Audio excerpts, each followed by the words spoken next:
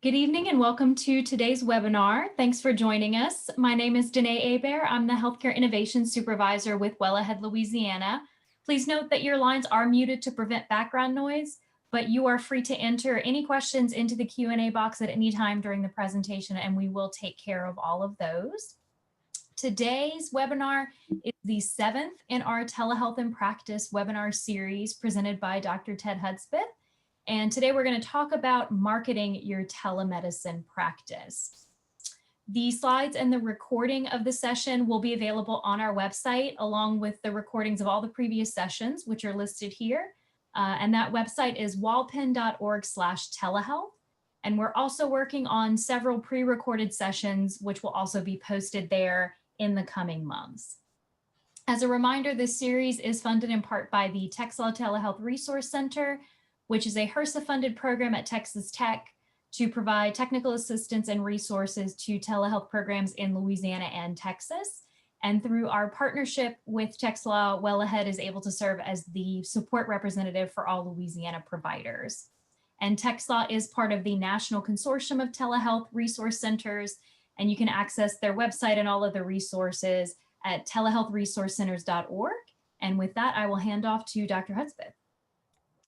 Well, hello there. Welcome to our 7th now presentation on being able to try and make your own telehealth program within your practice. We have really organized this and come from the angle of trying to do this in a rural setting, but really this can be done from just about anywhere, because what I'm giving you in all of these sessions is basically the nuts and bolts of how to build a telemedicine program for any practice. So we've had 6 so far, and I wanted to open it up for anyone that might have some questions from any of our previous presentations. Please let us know if you have any now. Type them in the chat box. And if we have any, we can go ahead and do that now. And if not, maybe Danae, you can just cue me in a little later and let me know if we have any. Do we have any yet? I don't see any yet, but if you have questions about any of the previous sessions or at any point during this session, go ahead and put them in there and we will definitely get those taken care of. So feel free to enter them as they pop into your head. That sounds great. And thank you very much. So let me start with a quote here. Content builds relationships. Relationships are built on trust, and trust drives revenue. That was quoted by Andrew Davis, who actually was a social media expert. And it really embodies the thoughts of what I'm going to go through today with you. Because when you build content, you actually attract folks to you. And if you are giving of valuable information, then that builds trust over time. And there's no question, if you have trust, then that will drive your business. And that's what we're trying to do here, is help you develop your business, okay? So you guys, you cannot imagine what a huge resource you currently have access to. So there's a marketing toolkit that has actually been co-branded between the Well-Ahead Louisiana and TxLaw Telehealth Resource Center that is actually bringing this series to you. And that marketing toolkit is phenomenal. It's like over the top. People would pay hundreds, maybe thousands of dollars for things that are in that toolkit. You've got to go and get that now. The folks who have brought that to you really have put a lot of thought and heart into developing that and providing you resources to be able to really make it your own brand, but it's all laid out right there for you. And so they go through various things like getting started, telehealth types and modalities, media guide, there's a messaging guide, an evaluation guide, and of course the templates that I spoke about, and then references and resources. The access link for that is here on this page. So when you actually go to the Well-Ahead site, you can download this presentation, both the video and the PowerPoint, and the link will be right there for you. So after I build all of that up, I'm not going to talk anything about that tonight, okay? Actually, after this. So the reason is because it is so complete, you have to go and get that. It made no sense for me to talk about that. But what I am going to talk about is the social media part of that. So it's maybe a small snippet of that, but it's an area that I have done a lot of work in over the last actually 4 years. So we're going to start off with a poll. Danae, can you bring that poll up? Have you ever posted any medical content or information on social media? So that's you in your practice. Have you ever done that? Yes or no? Simple question.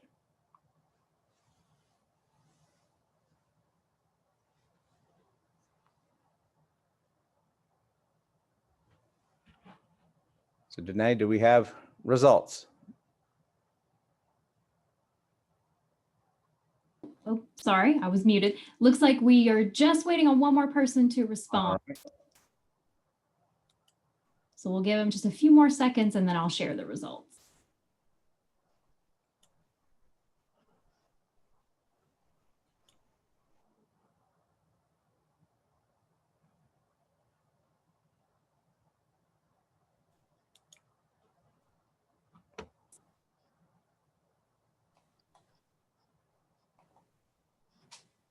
All right, so we've had 1 and 2 no's. So we have one brave soul out there, right?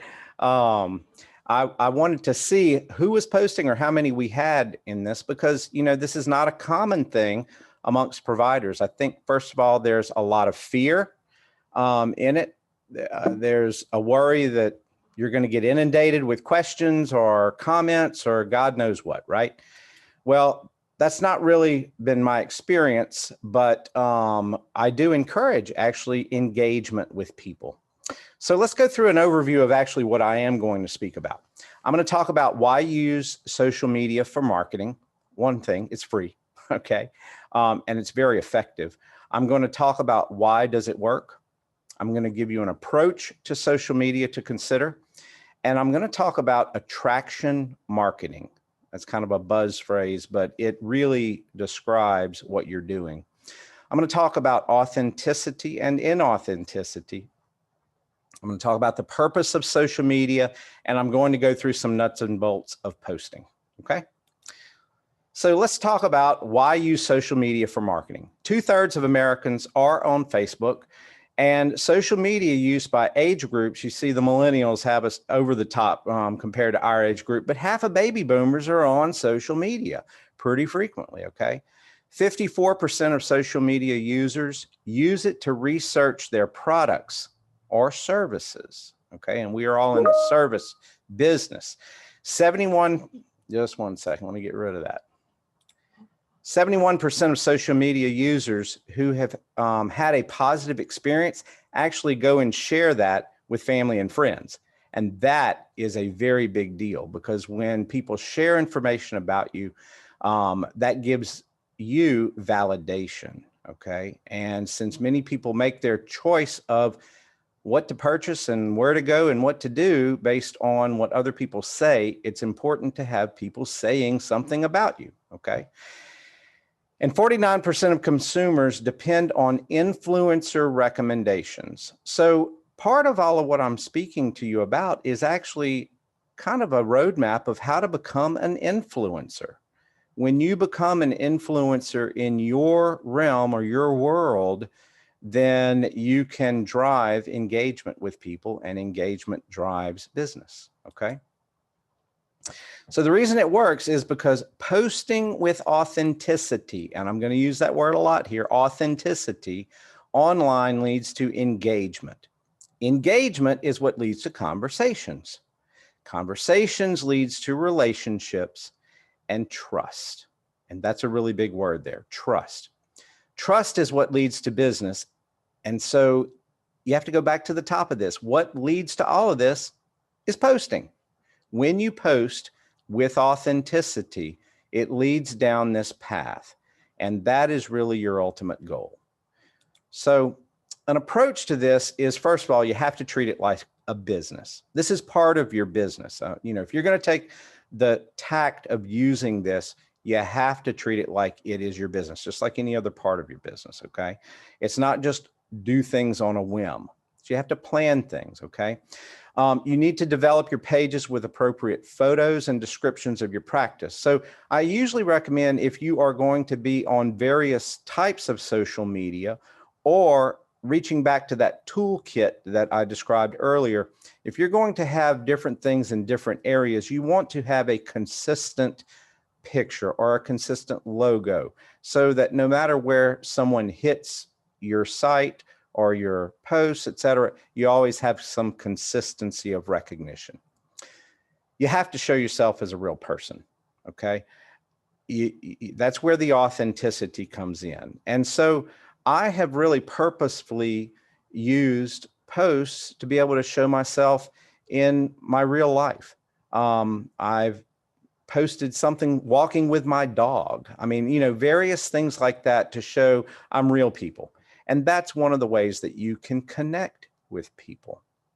You should plan to use your social media platforms to engage with not only people that you know, but also this is an opportunity for you to engage with people you've not met. This is a method for you to develop your business and develop attraction to your business, okay? And when I talk about posting with value, you provide value not only through your posts, but videos also. Video is huge because the engagement from video is much higher than with just a simple text post, okay? Facebook values video much higher, so it distributes it in other people's feeds a lot higher than it would just a simple text post, okay? So I highly encourage you to do video. And that may be nerve-wracking or anxiety-invoking, but it is really the way that you win. And then lastly, I'll talk about groups. Groups is an incredibly powerful way for you to connect with people that have a certain interest. And if you have a certain interest and you connect with other people with a certain interest, well, you really can knock the ball out the park, because there you have a ready market or a ready group of people that have similar interests, so you can connect with them easily. And so in some fields, you have a business to business way of working or a business to consumer way of working. Well, I look at this as a human to human way of doing business. It is a way to be able to get you out there and connect with people in a way that's different than just seeing a patient in a room, okay? And that's where it really has its power. So the concept of attraction marketing, attraction is what leads people to follow you. So when you do this, it really results when you provide value to people. It's almost like you're giving the information away, so to speak. That's how I look at it in medicine. This is an information business. People look to you for information. So if you position yourself to provide them with valuable information when they just see your posts, who do you think they're going to think about when they really need to know something specific? They're going to think about you, okay? So that's what you're doing. You are attracting them to see you and then think about you down the road when they really have a need, okay? And I am not shy about asking for likes and follows. When you do that, when people are actually following you, then when you make a post, it's going to pop up in their feed a lot more readily if they have told Facebook, so to speak, that they follow you and like you, okay? So that's going to help you along, but you need to ask for that actively with people, and I do that in my posts. I also ask people to share the content. I have a little trusty group of folks that I can always depend on to share things within their own feeds, which that tends to really help out a lot with your numbers, because the more reposts that you get, Facebook sees that as something that's interesting. So then it's going to start popping that in other people's feeds a lot more readily. And so, again, when people see you online posting, if you're trying to develop a telemedicine business, then who are they going to think about when they want to do something online? They're going to think about you because they've seen you online. Okay. So the concept of authenticity, authentic people really are able to communicate who they are and some common characteristics about themselves to show that they are psychologically mature and are functional as a human being, so to speak. So some of the things that they have is that they have realistic perceptions of reality, and not only their own reality, but the realities of people that they're trying to connect with. So when you're posting, think about how others are feeling and may perceive the information and how it may affect them. When you do that, they realize that you are authentically caring for how they feel and how they live their lives, et cetera. Okay. They are accepting of themselves and other people. They are thoughtful of others. They have a sense of humor that's non-hostile, and they freely can express their emotions. So there, I think, I think about honesty there. Just being honest with people and showing that you have some vulnerability yourself really will drive connection with people. And if you think about how you practice in your own practice, if you do that with people in the room when you are caring for them, that drives an authentic relationship in your clinic and is what makes people want to come back and see you each time. So there's not a lot of difference here. It's just that you now have a computer between you, okay? And you should still act the same way. And it really will drive the connection. Again, being true to yourself and others, and then really being non-defensive about various things, and will really drive that marker on the authenticity. Inauthentic people are self-deceptive, they're unrealistic about their perceptions of reality and really don't consider other people's realities that they live in. They are always looking for approval from others to feel valued. Again, authentic people are comfortable in their shell. They are comfortable with their information. They're comfortable sharing that with people. So that comfort needs to be able to shine through too. They're judgmental of other people. Inauthentic people are. They don't think things through very clearly. So again, your planning is very important.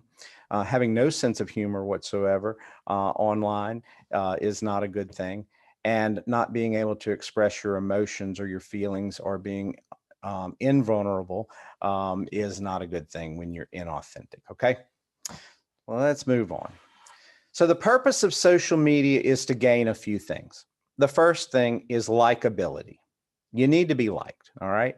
And I promise you, if you are authentic online, you will be liked, okay? And so that's why I wanted to really go through that authenticity part so much, because that is a very important part to start with. Credibility is obviously the next part of that.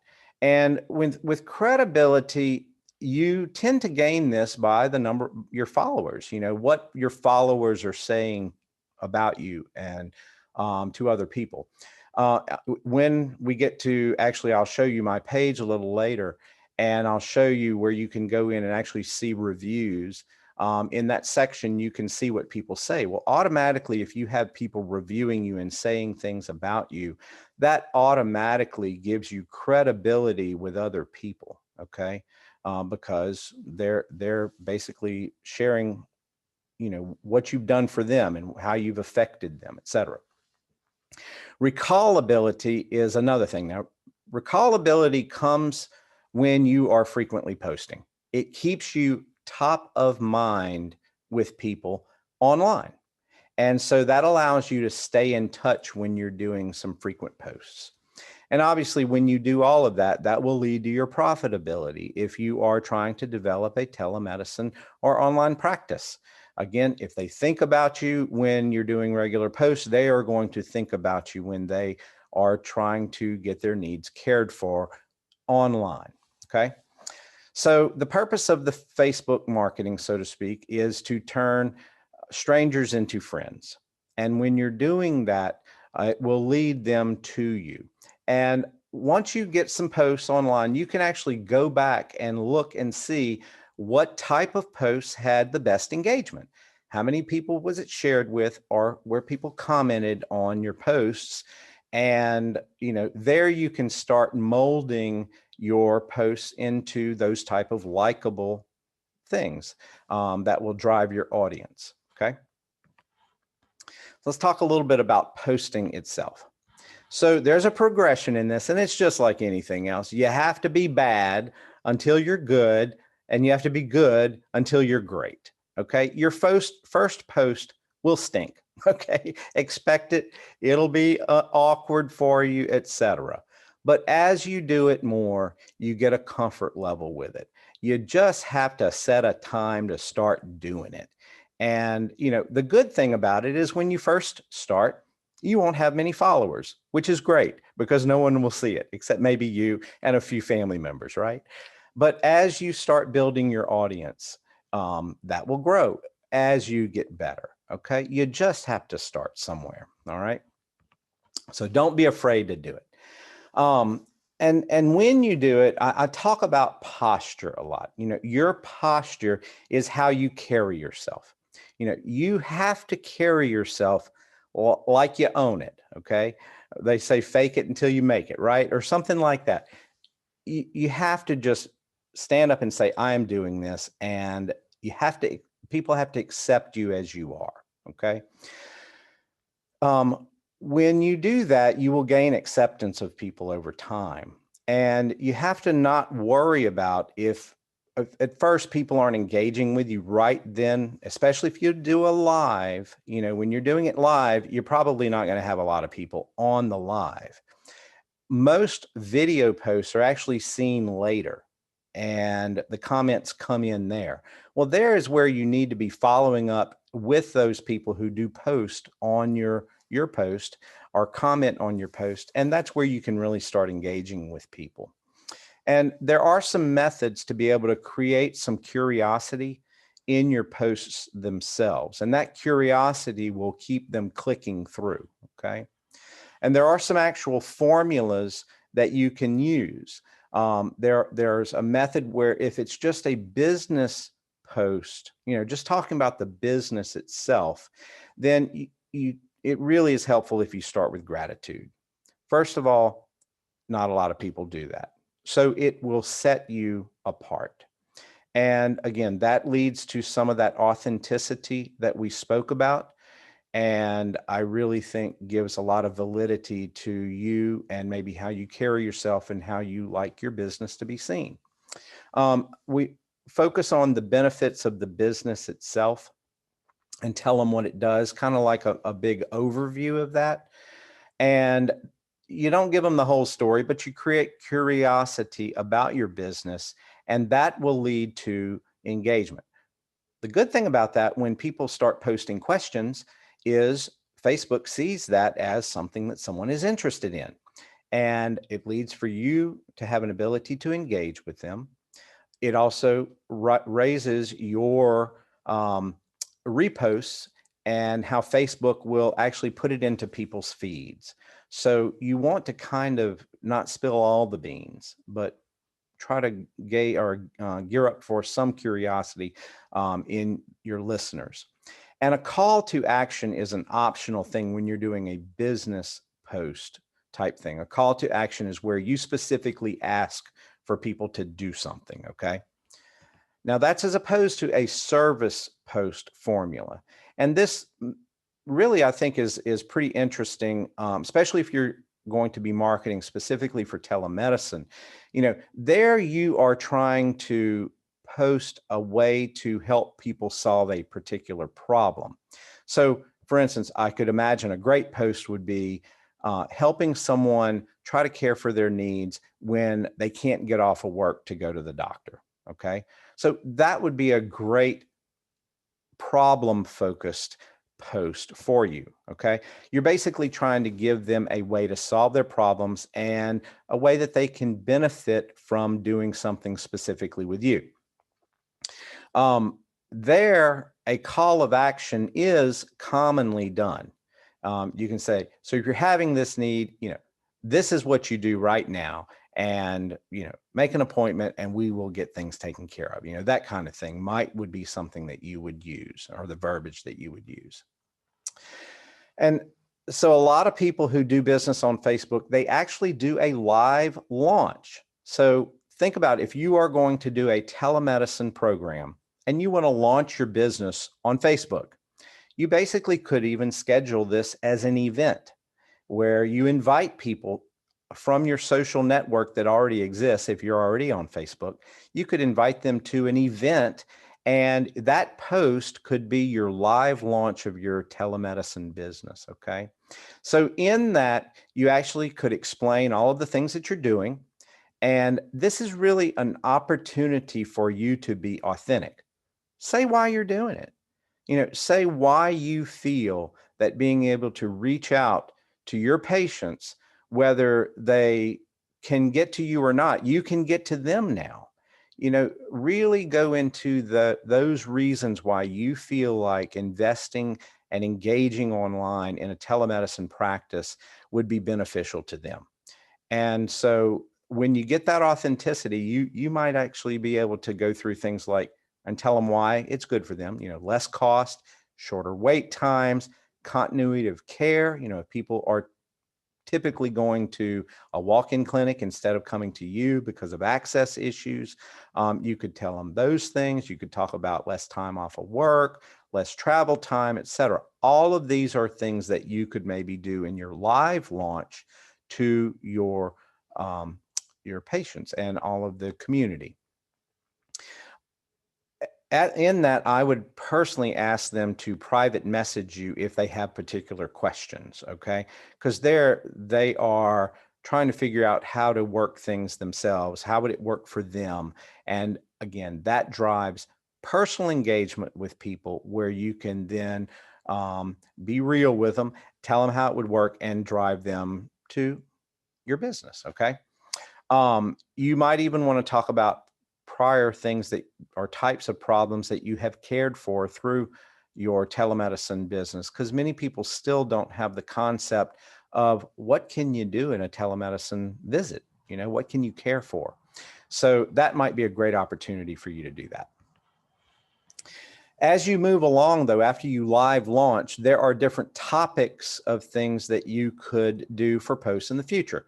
One would be different branding type things that you do, or, again, the services that you offer.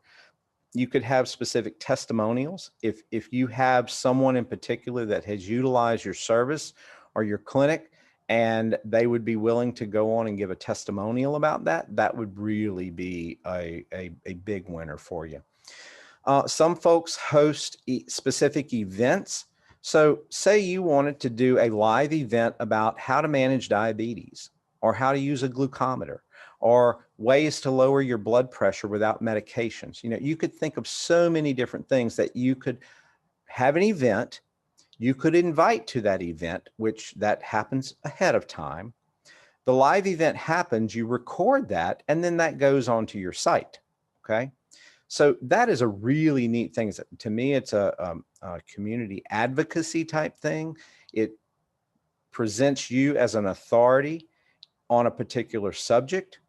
It gives value to people. So you can just think of so many things that type of post could help you with. There are news stories. So say you did something in the community to help a little ball league or something like that. Doing some sort of post showing you in the community is a good thing. We talked about features or your particular services that you offer.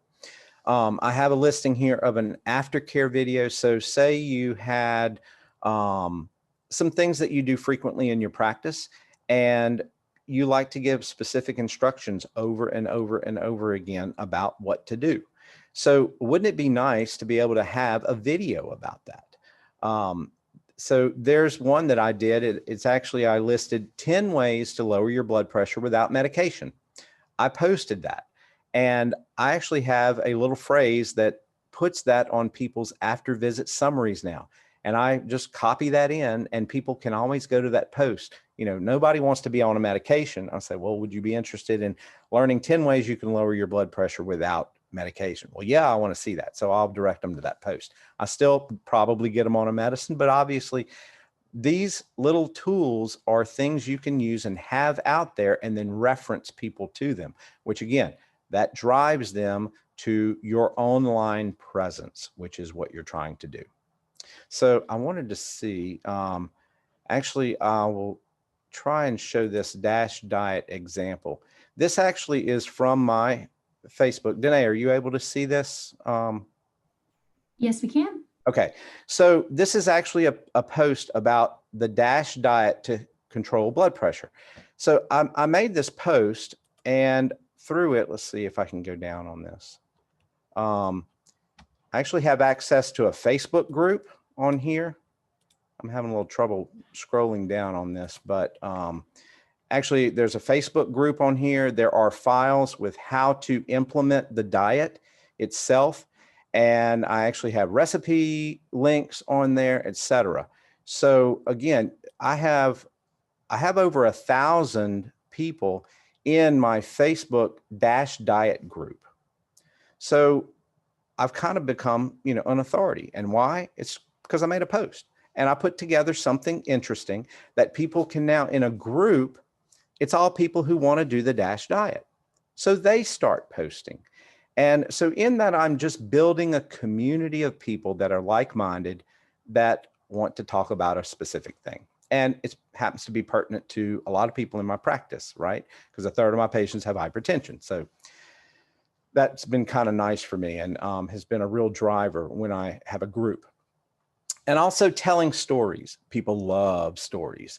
And there's a little script you can use, which actually shows you as an authority, but also shows you as authentic. So as a blank, as a family practitioner, I want to be able to take care of my patients, whether they can get to me or not, so that I can help them when they need me. Okay, so you basically fill in the blanks here. That would be, why do I have a telemedicine practice? And you can just fill in the blank and tell a story. And in that process, you're actually helping people learn how they can solve a problem. Okay, so that's a little script of just how to develop a story. And then once you have people engaging with you, you need to follow up. That's really where the main purpose of all of this is you need to be able to engage with people. And invariably, things do start leading to, how do I take care of my whatever? Well, this is why many providers or people in healthcare are afraid to even start doing something like this. And that's because it's always going to lead to a question of care. Well, you cannot do that.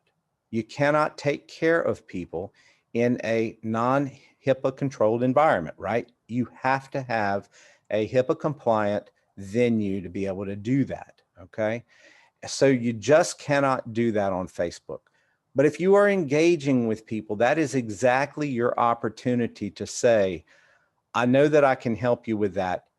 I can't do it through Facebook, but I would love to be able to set something up between me and you, either in my clinic or online, because I have a telemedicine practice also. And then you ask permission. May I set something up for you? You ask their permission. That gives people control. No one likes to be told what to do or feel like they're being driven to something. You ask them their permission. And when you do that, invariably, they are going to give you their information for you to be able to help them, okay? So that's it in a nutshell. I mean, that really is, when you're engaging with them, being truly concerned, offering value to people, they are going to seek you out, especially if it's online, because it's easy, okay? So there are some methods of operation that are recommended. First of all, you need to separate your personal Facebook or whatever social media venue you're using. You need to separate those and have a professional one. So I do have a personal and a professional one that I really keep my private one as private as I can. And I direct everyone to my professional one if they're looking for, medical type stuff. I recommend that you start that as a fan page. So if you have a personal page now, you can go in and make a new page. When you make it, they will ask you, what type of page are you trying to make? I recommend the fan page specifically because on that you can really track things a little better. You can see some of your metrics, etc. And you can do a few things as far as posting that you can't do otherwise in a regular page. I recommend that people follow at least a weekly pattern. More often if you have the guts and the data and the time to do it, but at least a weekly pattern so that people can see you online. And I also recommend that you do what's called a batch and block method. You block out a specific time that you're going to work on your social media, and you batch all of the recordings. You can batch them, save them, and then actually, if you have a fan page, you can go in the back and say when you would like those posts to post, okay? So it doesn't have to be immediate, and that gives you a lot of flexibility. And actually doing your videography itself, you don't have to be a videographer to do this. Your iPhone or your Android is probably good enough, but you need to make sure that you follow some specific rules. First of all, you try to, take up 1/3 of the screen. I'm trying to do that now, and you use lighting. Lighting is not very expensive. You can probably get a nice O-ring light for about $25 or $30. And you try to position that so that you're not shadowy or dark, okay? You try to pay attention to your background. So as you see, I'm currently using a background that allows me to, put a specific thing back there, all right? So it's nice if you can have a good background behind you. Your sound, in most cases, your sound is going to be fine. You don't have to use a special microphone. Some are a little bit better, but most of your cell phones are quite fine, or iPads or whatever you have are quite fine for this type of thing. And then you can get different shots. You can get really fancy and do different shots if you're putting something together. So in going through, this is a little snippet of my medical Facebook page. Again, I said it is different from my regular personal page. And I actually named it Live Healthy. It actually, the URL for it is fbfacebook.me/Ted Hudspeth MD, okay? And that's actually in the references at the end of all of our PowerPoints that we're giving to you. But when you go to that, you can see that I have across the top, Live Healthy. And if you look right under my name, I have, as a family physician, I hope to share information that I use in my medical practice to help people.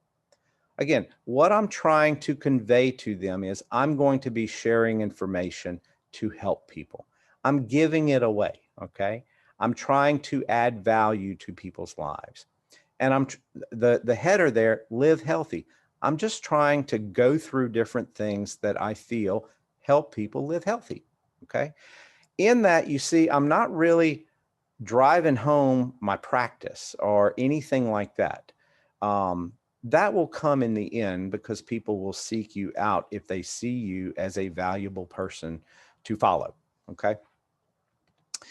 I talked a little bit about the metrics that you can see when you have a fan page. This is actually from mine.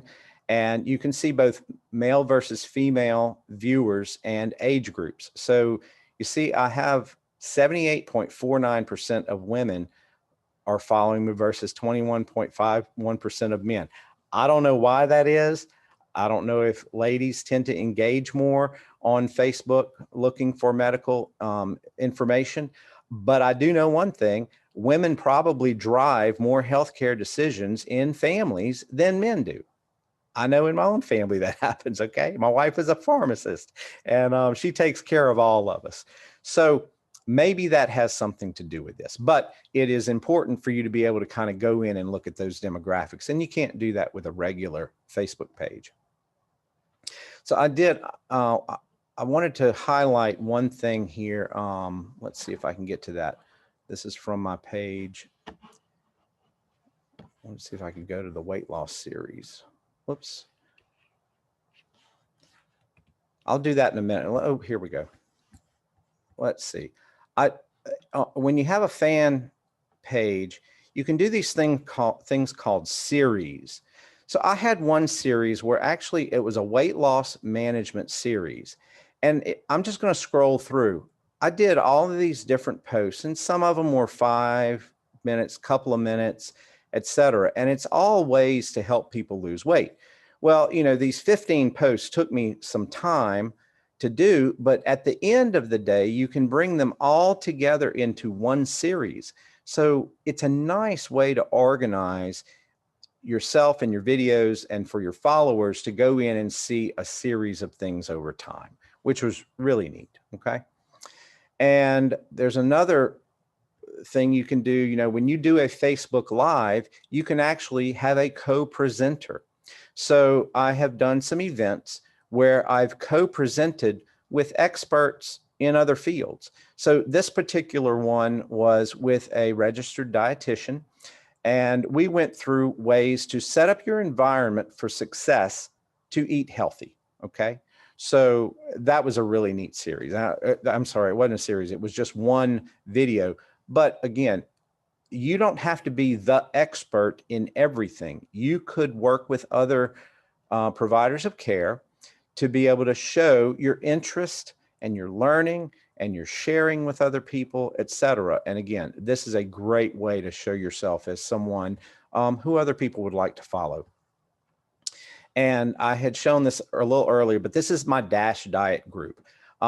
There are people from all over the world in this group. Now, obviously, I'm not going to be caring for folks all over the world, but the DASH diet is, you know, one of the most important diets you can use as a hypertensive patient. So this is something that people are going to search for because their doctor will be asking them to get on it. And when they go to Facebook, guess what they found? Well, it's, you know, there's my group.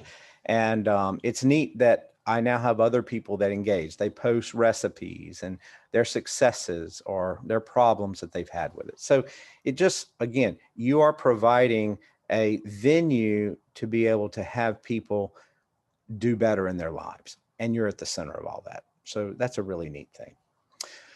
I did say a little bit of, I talked about groups, but a few specifics on that are that, you know, in this, I guess, group scenario, you control the interaction, you control the posts, you can remove posts, you can remove people who post. It's very important to have that control because you don't want it getting out of hand. You know, there are some bad actors on Facebook. People will troll your group. That means they get into your group with other ideas in mind. They might want to engage with some of your people also. So, you know, you kind of have to look at people you accept into those groups. So the thought is you can actually have public groups. Public is public. Everything and everybody can see everything in a public group. I personally don't like that type of group myself. I do like a private group. Private groups are ones that are searchable. So people can go and look for the DASH diet, right? And they can find that group. They can kind of find a little bit about the group, but they can't see everything in it or the members in it until they get accepted. When you make one of these, you can actually list the purpose of your group. You can have 3 questions that you can ask people to fill out before they're allowed to join. And then as the administrator of the group, when they do all of that, it is fed to you and you have the ability to accept them or not. So ahead of the game, you can decide, you know, who do you want in your group or who do you not want in your group, etc. Okay. And then you can tailor your group to be those folks that you want in there. Okay. I'm going to show you another one in a minute that I think would be interesting to you. Let me pull this up right here. Yeah. You can also have some ground rules that people have to agree to. So there are different, when you build a group, actually Facebook will suggest some ground rules, but if you have some specific ones that you want, you can have that listed in there. And the third type of group, you can have a secret group. These are groups that are not searchable. No one can find them. That's a group that you could have, that you could put people into if you basically would ask them first. You don't just put people in a secret group without asking their permission first. But again, it would be a very closed group if you have a specific interest. Let's see. And in building it, I typically do recommend kind of a generic name that's, like the Dash Diet group, that's very generic and something that someone would be searching for. I have a welcome post in my Dash Diet group. I basically talk a little bit about the group, what I expect, folks to do in the group, and some links to some of the resources that I initially want them to see, like the NIH publication on how to implement the diet to begin with. It's all there in my initial post, okay? People do share testimonials in that group. I have shared some of my own, different foods that I've cooked, etc. Members can tag posts, so that this is really neat. Say, you have one specific post about, in this group, how to make a smoothie, and you want one specific person to see that. You can actually tag their name if they're in the group, so that'll post to their feed. Okay, so that's kind of a neat way to interact with people. And again, at the end, you are basically developing this into a loving community to help people do better than they could have understood that they could have done before. Okay, so you can imagine how this builds trust in other people. And I wanted to make a point. Your groups do not have to be just medical. So I have one, actually. I've built out this kind of thought of having a connection with other people by parish. I have them for all the parishes of Louisiana. I have not fleshed them out. So if anyone here is listening and would like to be a part of that project and develop your own parish's connection group, let me show you what I did. So I have one that's called Tangipahoa Parish Connects.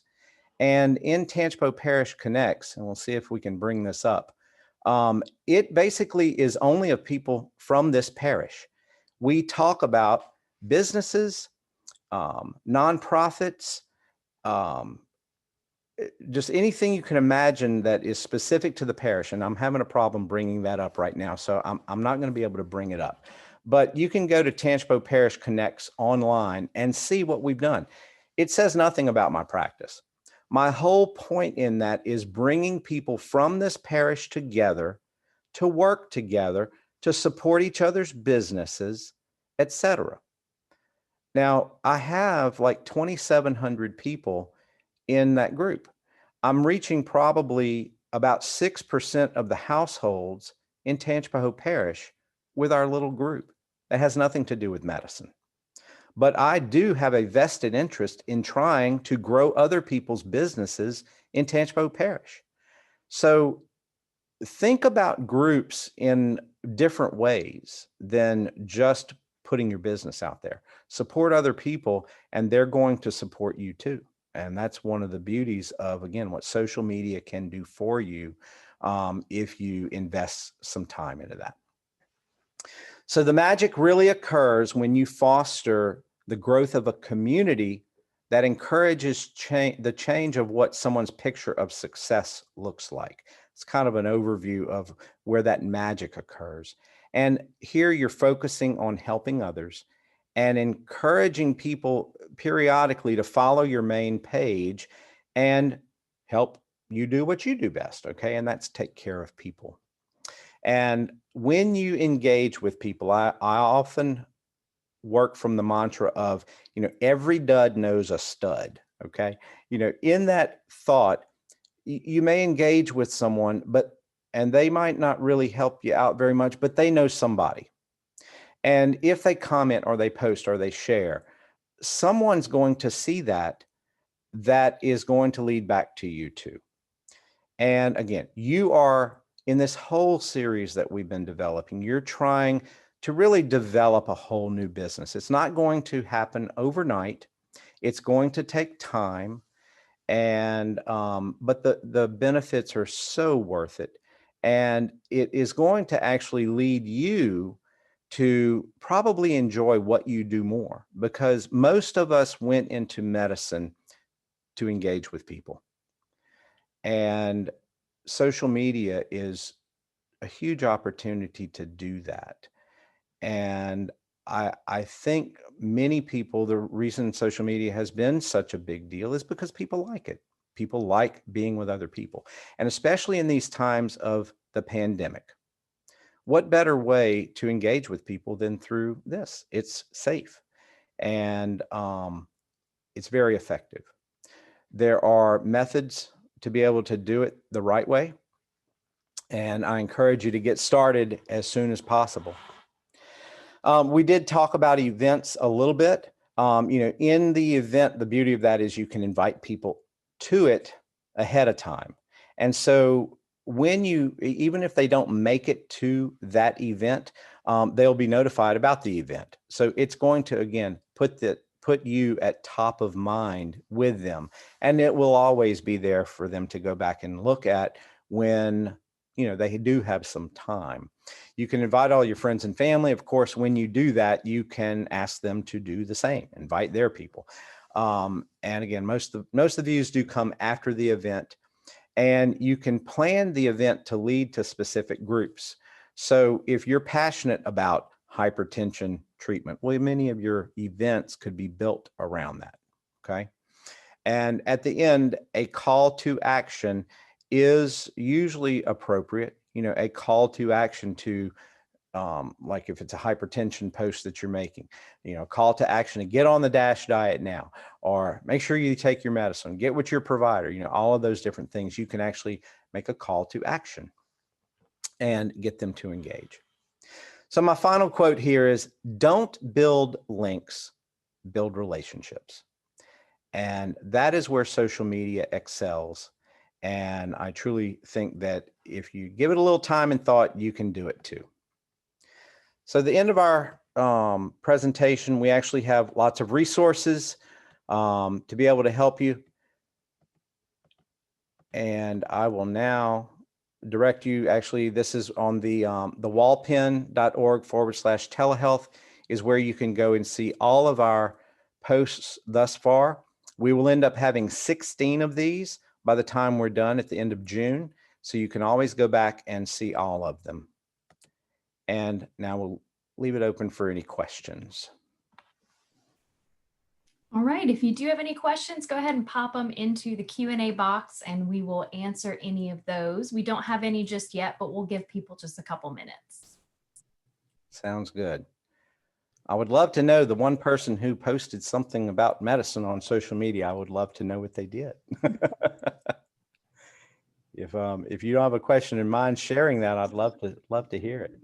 Well, I know, Dr. Hudspeth, that we do have one hospital. Their RHCs did a Facebook group at the beginning of the pandemic.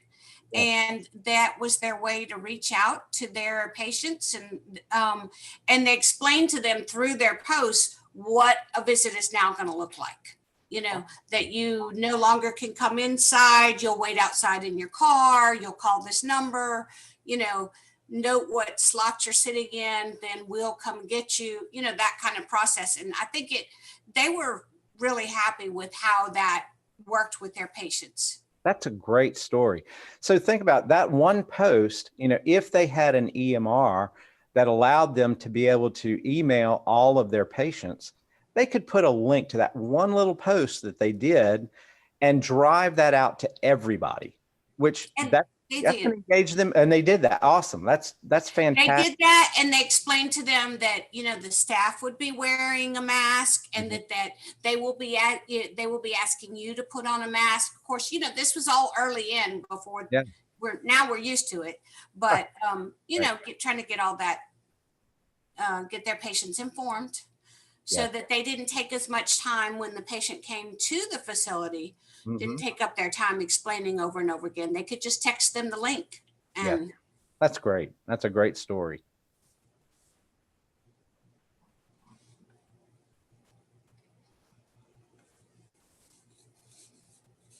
All right, I'm not seeing any questions. So if you have any last comments, Dr. Hudspeth, or we can wrap up for today. No, I will just ask if anyone does have any questions. You can go on my Facebook site and Meta's raised her hand. Oh, someone raised their hand. Yeah. Yeah, so Meta, I'm actually going to allow you to talk and see if we can hear you.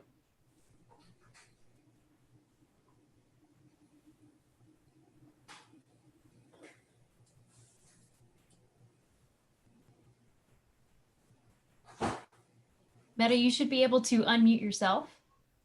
I don't know. Can you hear Yeah, me? we can hear you. Yes, we can hear you. Hi guys. Thank you for the series. It just seems such a big thing to take over, you know, to start. So Dr. Hudspeth, did you start small and slowly added the things? Do you have somebody helping you do that, or are you doing everything yourself? Well, I did start very small. And let me tell you a little bit about my journey. I started this about 4 years ago. As I said, I was doing a time with a personal growth person.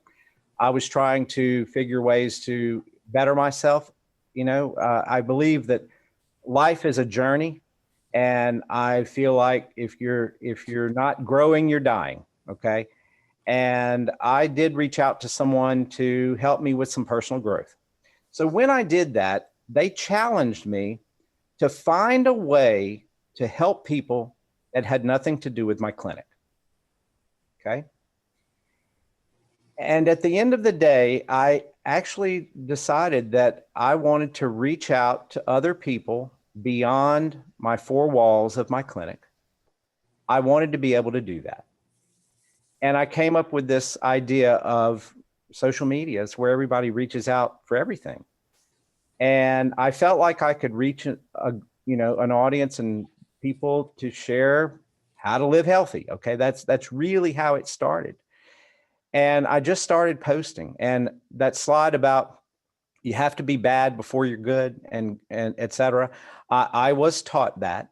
I had to really take that to heart because I was really bad when I started. Okay. and so I did start small. But as I tested the waters, I really had a lot of positive feedback. I mean, it almost fed me to keep doing it. And so as far as the nuts and bolts part of it, I did at one point attend a social media training. It was an entire day that I signed up for, and this was probably 3 years ago.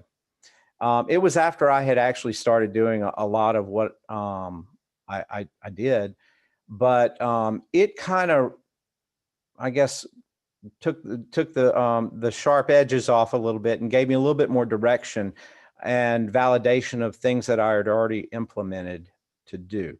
So some of the things that I actually went through today are things that I learned in that session. What I've given you is really a roadmap for what I've done and the things that you should do to develop your own. There's not a whole lot of extra magic, except if, trying to figure out how to make a fan page, where do you do that? I mean, there's some things that someone can help you with, but I didn't have anyone showing me that. I kind of had to click all the buttons in Facebook to figure that stuff out. So I hope that helps you a little bit. Oh, it does. It gives us direction, you know, how to do and where to go. Yeah. And would you mind me asking, where are you from? we have two rural health clinics. One is in Mamou, Louisiana, which is Evangeline Parish. I know where it is. Yes, tiny, tiny Mamou, 3,500 population. Yes. And the other one is in Allen Parish in Oakville. Okay. Yes. All right. My best friend from medical school, who I still keep up with, he grew up in Mamou, so who's he now that? works in Lafayette, but he's an anesthesiologist. Wonderful city. Yes, yes. Well, think about this. You are in a very tiny city of Mamou, but through social media, you can reach the entire world. You know, you can reach the entire world. And it brings so many things together for you, and you could be a conduit to bring the world of medicine to the people that you live right next door to. You can bring anyone and anything to your people that you care for. Yeah, And we have wonderful that's very powerful. What's that? Thank you so much. I mean, it actually, your whole series has been wonderful because it kind of sets up a utopia of where you want to be. And we're just starting out. So it does give us a go. Thank you. Thank you for saying that. You know, I do like the feedback. I'd like to make it as good as possible because I do feel that this is going to be big. This is going to be the way that most people will want to be cared for if it's medically appropriate as we move forward. I just cannot see it any other way. The market will drive us to be in a telemedicine platform as much as possible. That's my true belief. Thank you. Yes. All right. Thank you so much, Meta, for your question and for jumping onto most of these calls. We've been seeing you at a lot of them, and we've been getting your questions. So thank you so much for being so engaged. We are going to go ahead and wrap up because we are a few minutes over time. So thanks again for joining us. Remember that this recording and the PowerPoint is going to be on our walpen.org/telehealth website. You can submit questions through a form on the bottom of that page as well. Our next session in the series is going to be in 2 weeks, April 22nd at 5:30 p.m. And I think we're going to be talking about value metrics in telemedicine. And then when you exit the session, you should get a survey question in your internet browser about future topics in our education series. So any topics that you can think of that we haven't already covered, please go ahead and put those in there and we will put that on our list to give you guys education on that. And as always, please feel free to reach out to us at any time with any questions. And thanks and have a great night.